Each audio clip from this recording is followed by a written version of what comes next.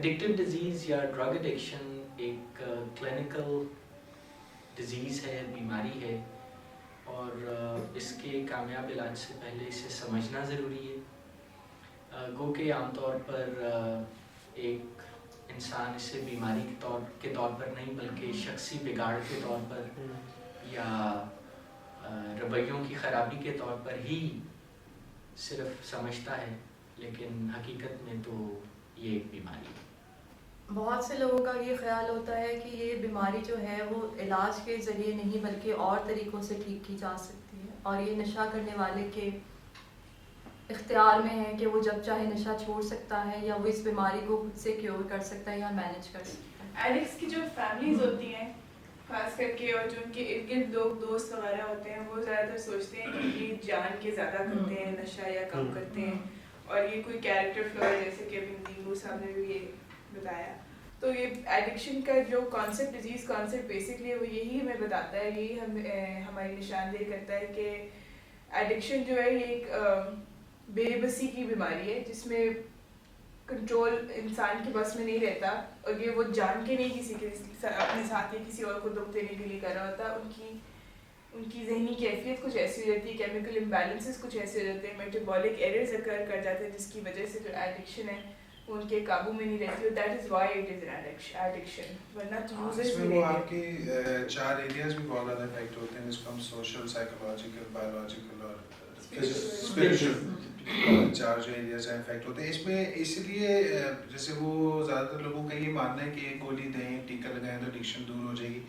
हमारे पास आते भी वो लोग इसी तमन्ना के साथ है कि हम कोई गोली देंगे, कोई प्रिस्क्रिप्शन लिख के देंगे डॉक्टर साहब तो वो ठीक हो जाएंगे,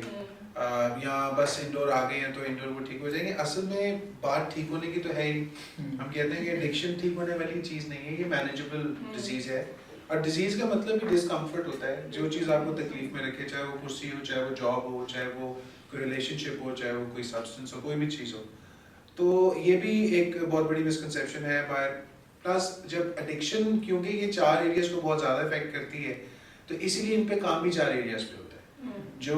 मेडिसिनल ट्रीटमेंट है which is a part of this treatment, वो आज से एडिक्शन की बीमारी में we can rate it to 49% medicine and 51% counseling। जो दूसरी है आपकी साइकोलॉजिकल डिसऑर्डर्स जिसके अंदर आते हैं बाइपोलर डिसऑर्डर या कुछ, उसके अंदर हम लोग कहते हैं treat bipolar first with medicine, 51% weightage medicine की आ जाती है, देन 49% काउंसलिंग लाइकवाइज। तो इसके अंदर वो यही कहते हैं कि जो काउंसलिंग जब आप किसी की करते हैं तो आप उनके उस एरियाज को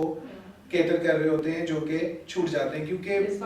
खाली indoor is not the treatment, it's a part of the like you said कि 4 एरियाज को अफेक्ट करता है, सारे एरियाज को बेसिकली अफेक्ट करता है, तो उसको इलाज सिर्फ मेडिसिन में हो भी नहीं सकता। इसका इलाज is a lifestyle change, is not just a medicinal change कि दवाई लेते रहो तो आपके लेवल्स ठीक रहेंगे या। और इस बीमारी की 4 कैरेक्टरिस्टिक को समझना बहुत ज़्यादा ज़रूरी है। एक है प्राइमरी, क्रॉनिक, प्रोग्रेसिव और फेटल। ये बीमारी जो है ये एक प्राइमरी बीमारी है जो कि किसी और बीमारी की वजह से नहीं होती और इसकी कोई और वजह नहीं होती, बल्कि ये जीन्स में होती है, और फिर जीन्स में होने की वजह से ट्रिगर हो सकते हैं। जब बंदा नशा इस्तेमाल करता है तो ये बीमारी सरफेस पे आ जाती है।